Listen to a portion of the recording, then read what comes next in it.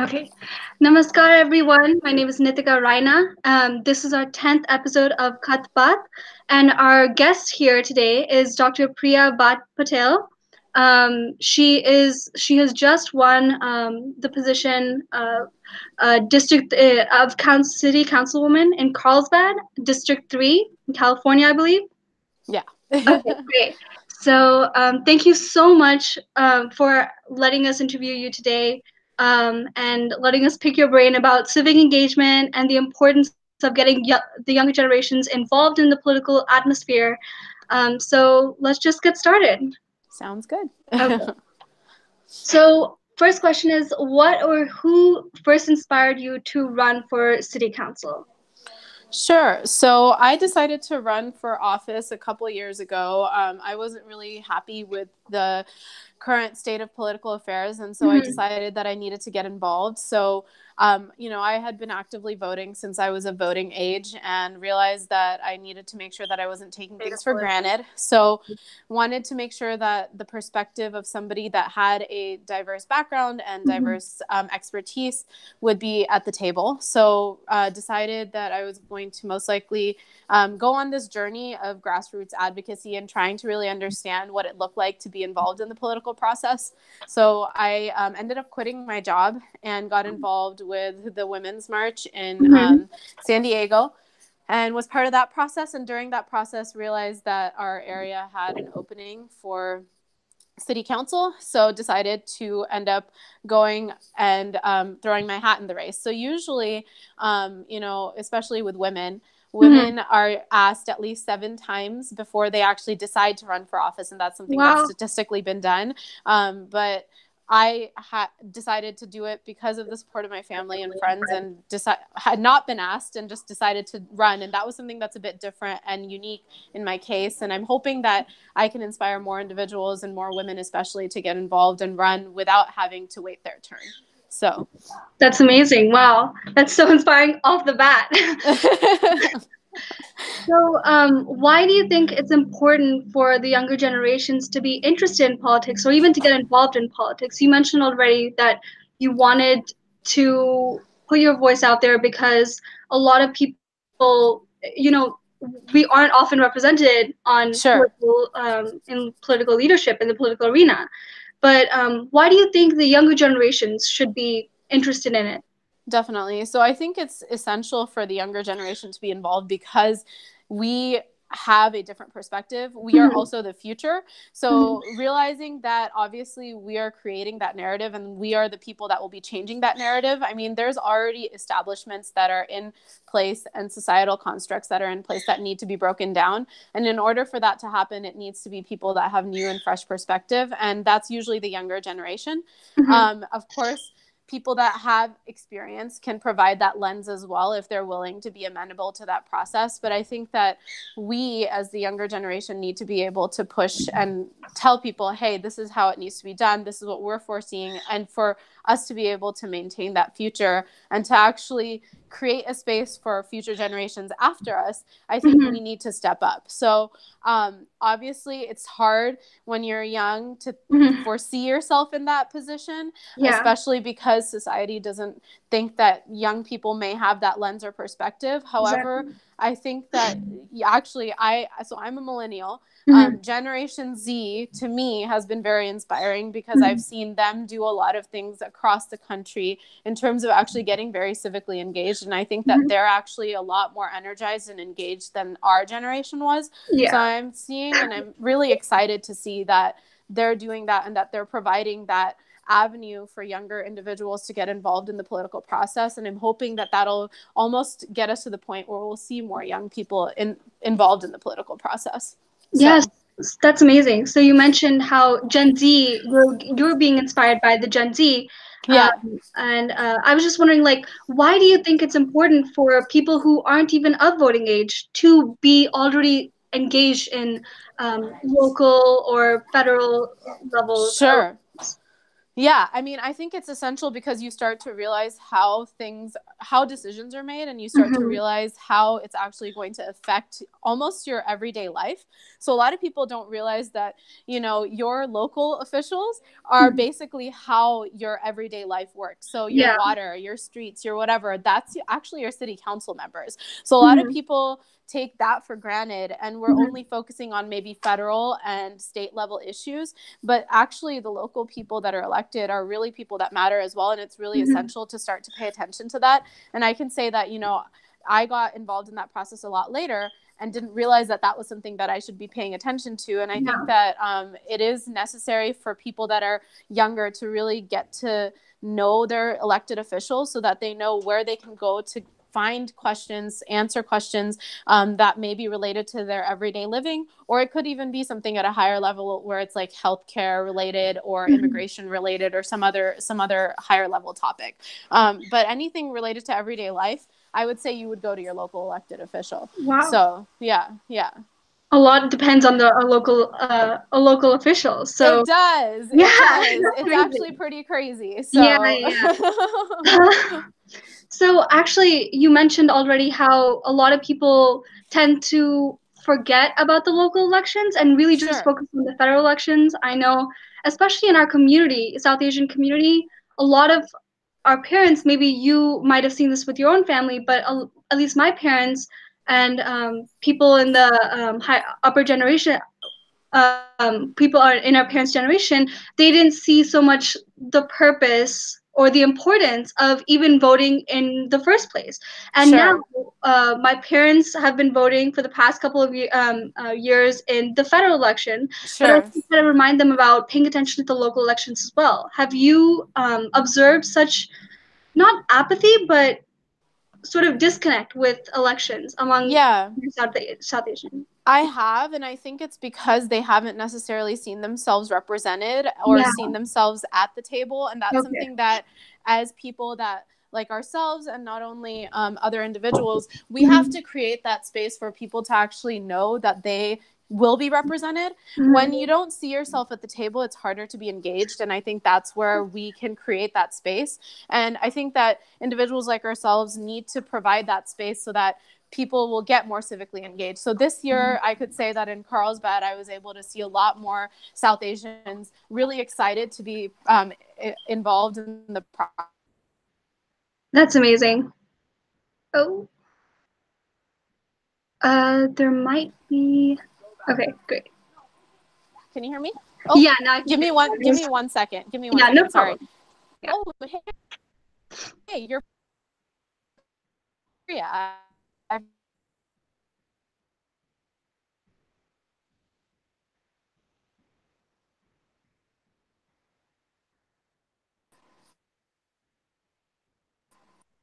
can you hear me?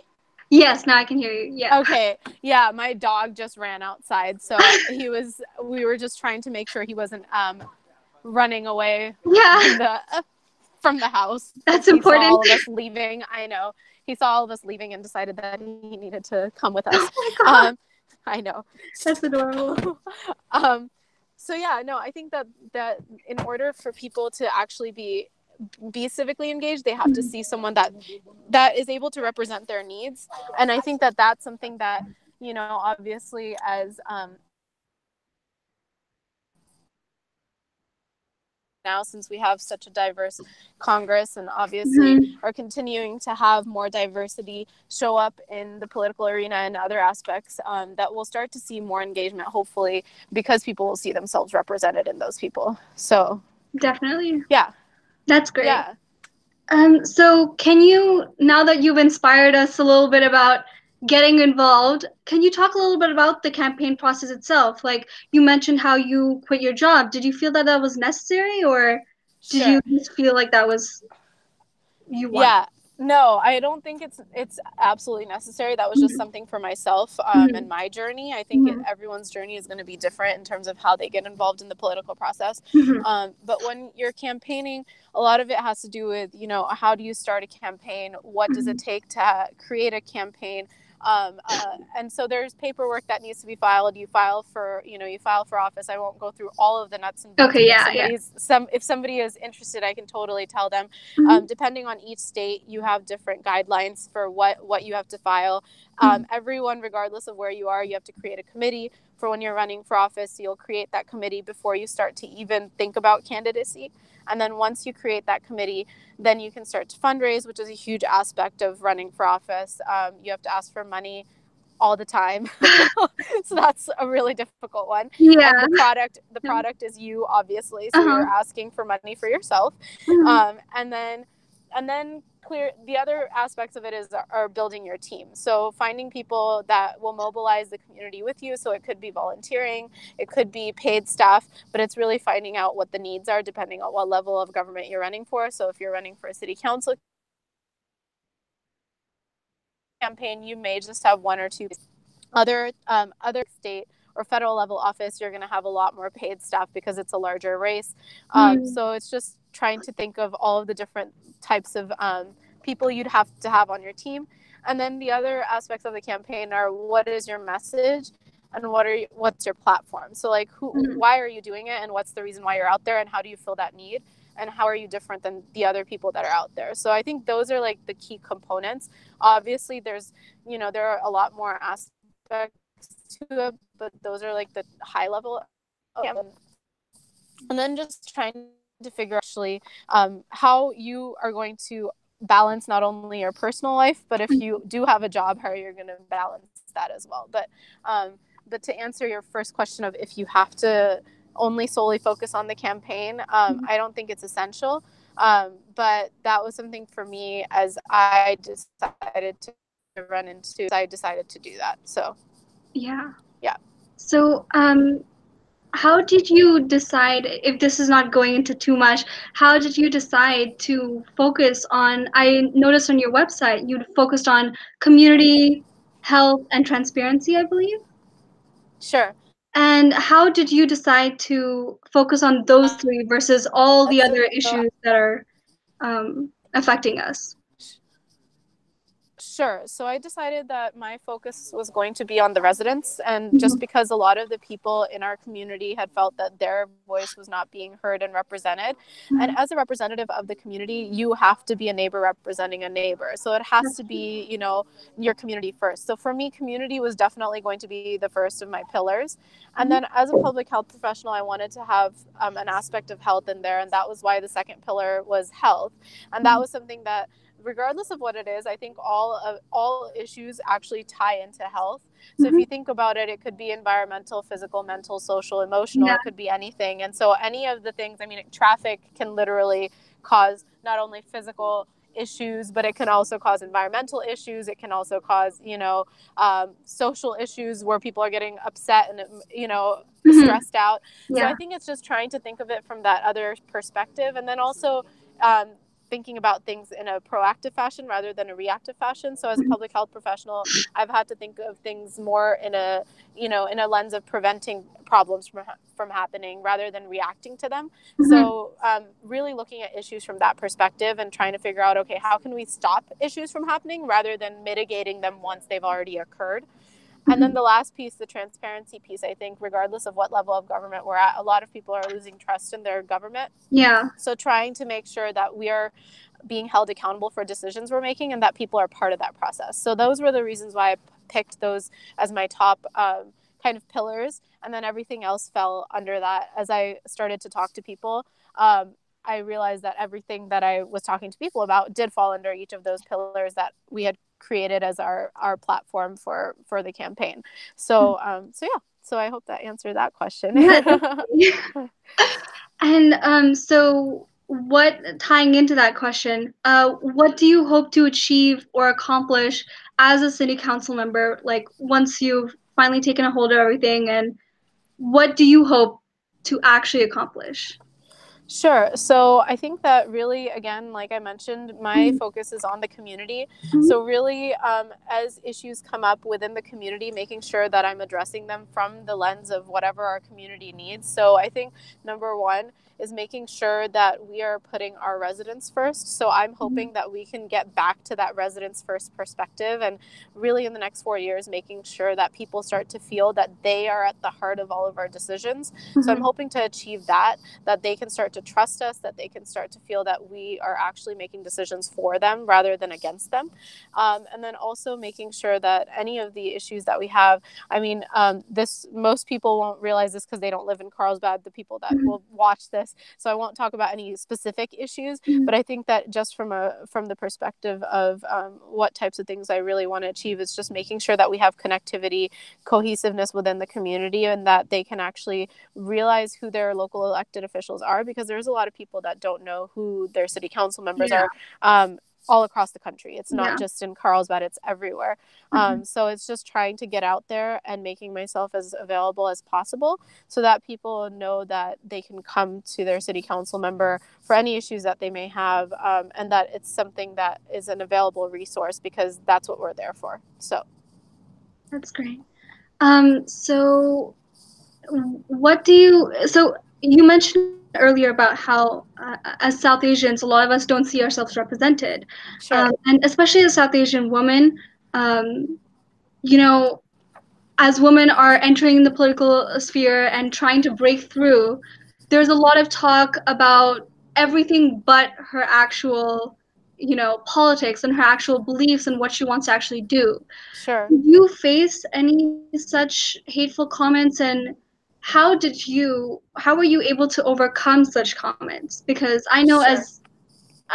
as someone who's interested in politics, I have seen these people and I've been like, I want to do something very similar, but then I've always been worried, how will someone uh how would I be able to overcome those obstacles? Because Mm-hmm. there's still people in America who think that women shouldn't be in power, or South Asians are look different and are un-American.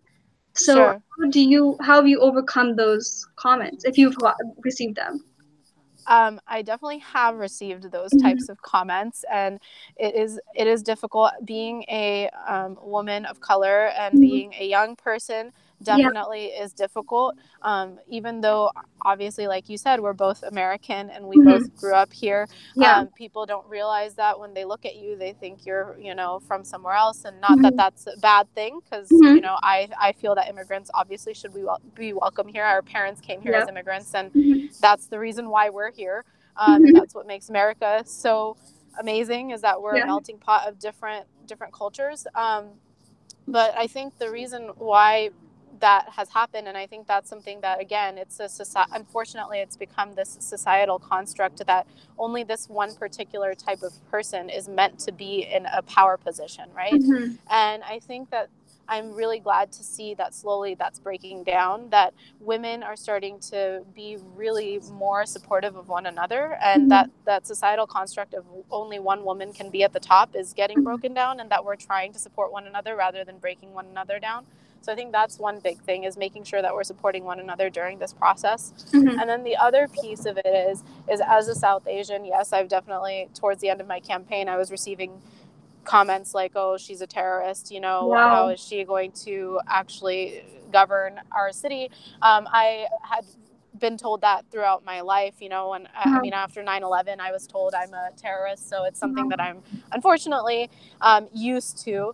And I mhm, think it's more along the lines of realizing that it's not necessarily something that someone's saying to you as a person, that it's actually something that they're saying to you as a politician, sadly. okay, And that yeah. And the other piece is that, you know, it's the ignorance, and that we uh-huh, have to be the person to educate. So I think it's not taking anything personally and letting it roll off, and really mhm, understanding that if we don't take that risk, then who else is going to take that risk, and who else is going to pave the way? So I think it's really just taking it upon yourself, if that's something that you really want to do, mhm, realizing that you need to be able to kind of block that out and be okay with, I mean, I know it's not okay, but yeah, be okay that you are going to be receiving that kind of, unfortunately, that kind of reception from some people. But you can't change people. You can't, unfortunately, change some people's mindset. mhm, Hopefully, but in time, we'll be able to change some people's mindset. But there will always be some people that are not going to be receptive to a South Asian woman being in politics. mhm, But yeah, I think that it'll be obviously, as we start to create space and have more women that are representative of our culture, I think Mhm. that it'll become more of a norm. And hopefully, like when I decide to have kids, they can actually see that there's a female leader that looks like them, or there's a leader in general that looks like them or has gone Mhm. through their walk of life, and that they can feel like, hey, I can do this too, or I can actually go into this arena. I don't it's not like they are not necessarily seeing someone that doesn't represent them in politics. And I think that that's something that's really powerful and encouraging. Mhm. And I think that hopefully that as we continue to create that, we'll have more of a supportive space where it's not only just you yourself having to battle that, there's also other people that are with you along that process. So if you decide to run, I know you're saying you're interested, or if anyone else decides to run, I mean, Mhm. I hope that I can be that person that people will turn to and be like, hey, I know you might have gone through this. What did you do? How did you deal with it? Or just like a, hey, this is what people said to me. What did you do when to block it out? And I think that Mhm. that's how we start to create that space. It's obviously more people stepping into that space, and hopefully, creating a network of people that we can turn to when something like that does come up. So That's amazing. That's so great. Yeah. How do you, moving on from that, like moving on from that, how do you plan to um, create such spaces in uh, as a city council member for other people, not just being there for people, but also like, do you plan on hosting any sort of events to encourage South Asian or just women in general, people, younger generation to get involved in political activism? Because I know you mentioned earlier how you are more proactive. You want to be yeah. proactive. So how do you plan on creating such spaces? Sure. So I've already done a couple of trainings Mhm. alongside other people that had Wow. run for office to get some younger people, encourage younger people to get involved. Hmm. So, and then this weekend, an organization that I was a part of is utilizing my story to kind of mobilize some women to get involved. So that's really exciting. Hmm. And I'm That's amazing. hoping that as we, I'm going to be going on Tuesday to a organization that specifically targets the younger generation, to go talk to them to try and mobilize them for 2020 and 2022. Hmm. So I think it's just really making sure. I mean, of course, like when you're in a campaign, you go out and you're campaigning all the time, but Hmm. realizing that the work isn't done after you stop after you're done Exactly. campaigning. It's really Hmm. that you're continuing to work, and that it's not just about you, it's about everyone else. So Hmm. yeah, so I am planning on making sure that I'm out there at the different organizations, trying to get out there and making sure that I'm talking to not only the younger generation, but even just a diverse group of people. So not only the South Asian community, but other diverse groups as Yeah. well that are being represented. Hmm. I think it's really just making sure that I'm going out there to different organizations, also hosting hopefully my own things. I had interns and volunteers that I had on Hmm. my team. So some of them want to run for office. So I'm going to try to Yeah. maintain contact with them Hmm. as they go off into go off to their college careers or whatever else they're doing, and Hmm. trying to make sure that if they need any support or resources, that I'm available to them. So yeah, so it's just doing small little things here and there to make sure that whatever I can do, I'm helping uh, kind of mobilize the next generation of leaders. So yeah. Yeah.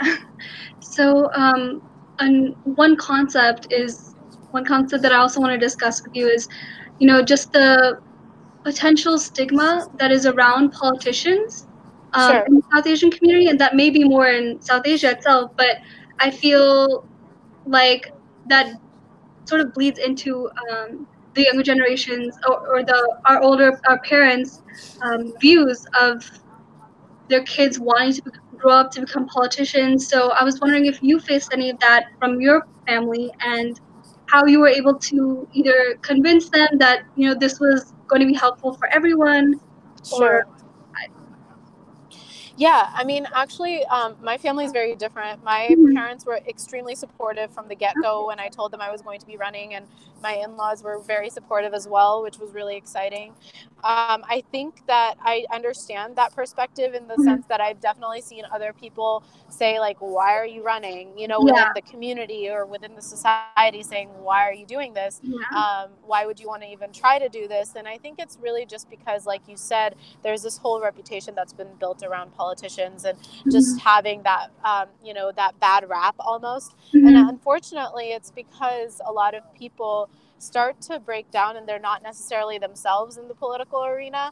And I Mhm. think it's really making sure that you as a person, if you're staying true to your morals and true to your values, and if you go out there, I mean, honestly, the campaigning process can make or break a person. And if you Mhm. stay yourself through the entire process, and as you continue in your political career, if you stay true to your moral compass, I think as long as you are doing that, then you're not going to turn into the rest of the people that have already gone in there, you know? And I don't think Mhm. everyone's like that. There's obviously going to be some people that have stayed true and they're still creating effective change. Um, and I think that's what must worry the other Mhm. individuals in the community, is that they feel that, oh my gosh, once they go in there, they're turning into these, like, intense politicians that are basically going to just do whatever they have to do to get things done.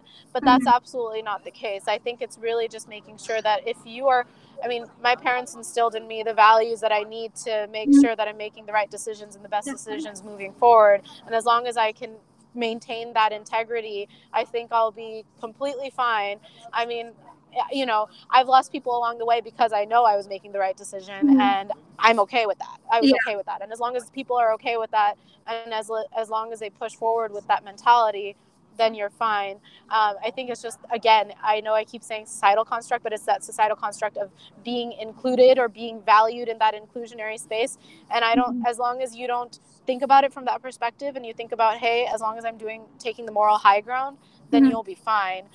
So I think that's how I explain it to people when they're a little confused on why I'm doing this. I'm like, look, I'm doing it because we need representation in our community. And Definitely. also, I'm not going to turn into this person because this is what I've done in my life so far, and this is how I'm different from everyone else. And so I think you just have to break it down and explain it to everyone, and then they're like, oh, okay, that makes sense. Yeah, that's So yeah. excellent. Yeah.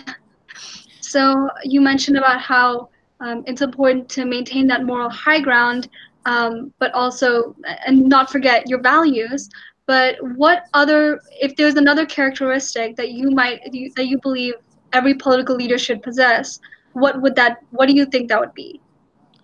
I think it's making sure that you're able to take a risk. Hmm. So, obviously, maintaining your morality, but able to take a risk in the sense that, like, for instance, when I decided to run for office, my husband was extremely supportive and he was like, you should take this chance, right? Okay. And I think it's realizing that if you don't create that space, or if you don't take that chance, there may not be somebody else standing on the sidelines doing the same thing. And so it's really, as a leader, you have to realize where those gaps are and just start to fill those gaps. And I think that's something, as a leader, if you can start to see there's a particular gap here, how can I fill it?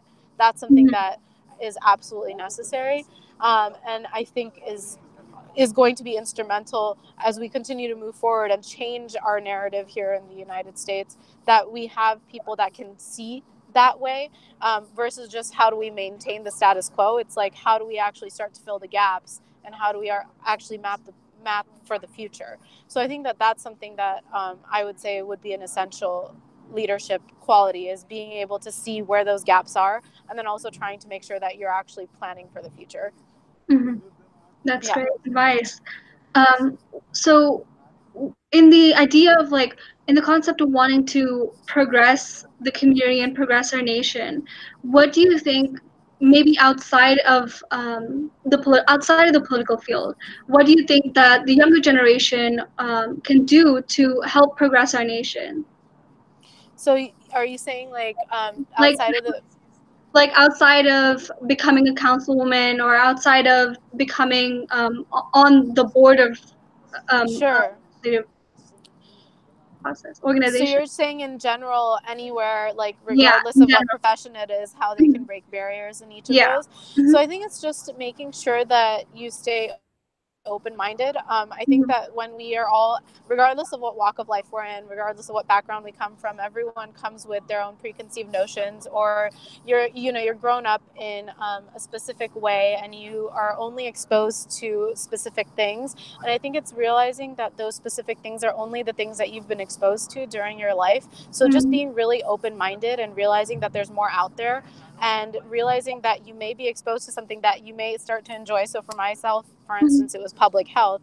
I mean, Hmm. I had thought I was going to be a doctor, which I know a lot of people will stereotype Indians to wanting to be a doctor, right? And so for me, it was similar. I mean, I had been around all those people, thought that was Hmm. what the route I was going to go, and then I was exposed to the United States healthcare system and realized that there was something called public health, and decided Hmm. to go into that profession.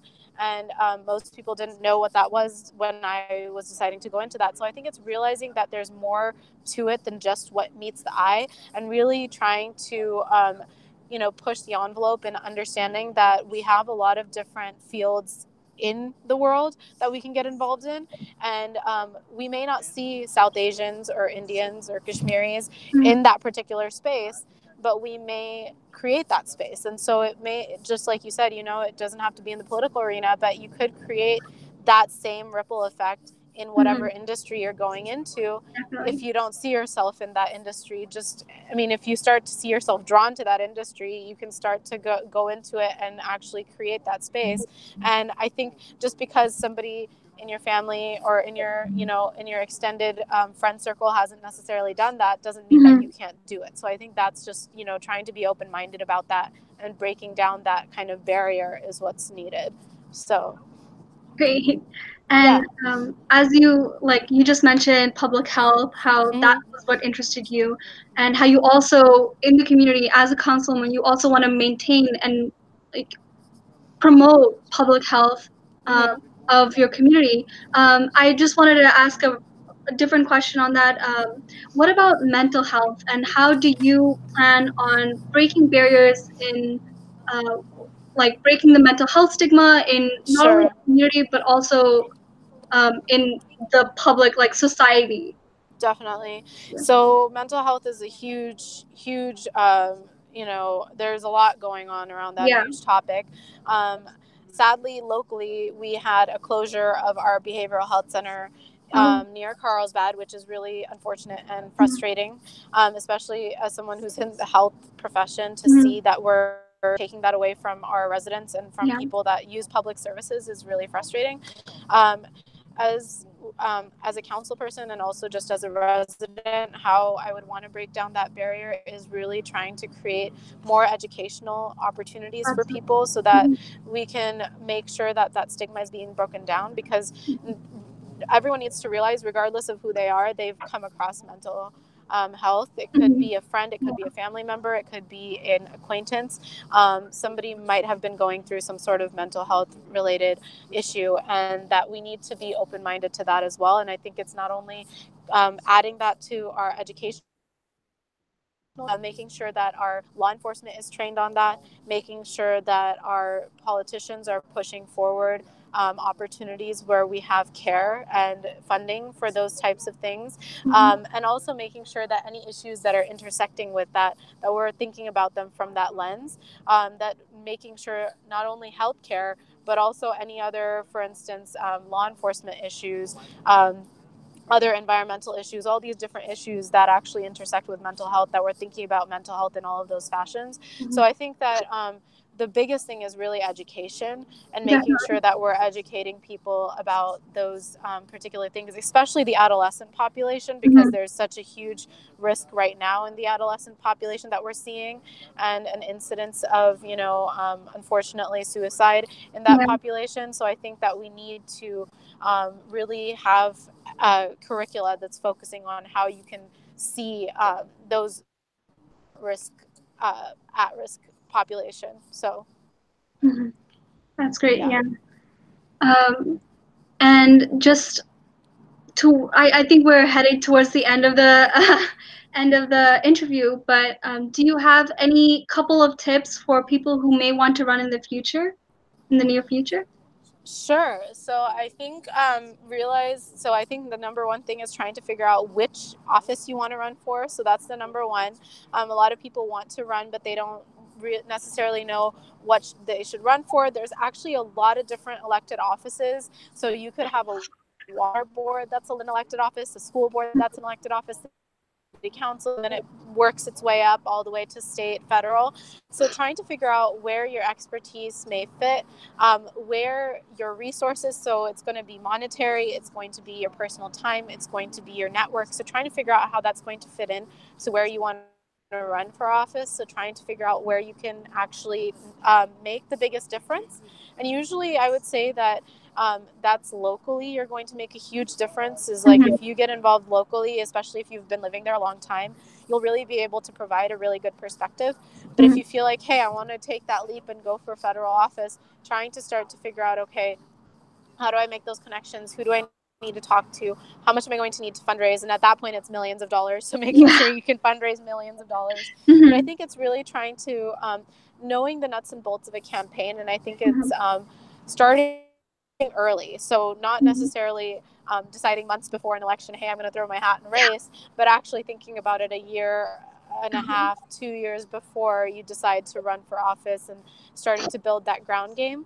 And also making sure that you focus on your community because those are the people that elect you, Mm-hmm. and not forgetting that those are the people that you're accountable to. So I think most people lose that once they get into elected office, and Yeah. making sure that you are actually accountable to those people because those are the people that actually put you there in the first place.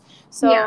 So those would be my tips: is making sure that you start early, you think about what particular office you want to run for, starting to think about how you can create those networks, and then as you create those networks, also trying to figure out how you're going to fundraise, who you're going to talk to, who's going to be on your team, and then how you can start to mobilize your community. So, yep, I would say those would be my high level 2 cents. So, Thank you so much for yeah, joining us today, of and we course. really appreciate you and your insight and your thoughts on the political arena and getting involved as a South Asian woman and also as a younger person. Um, and thank you so much, and congratulations again on your victory. And I really hope Thank you.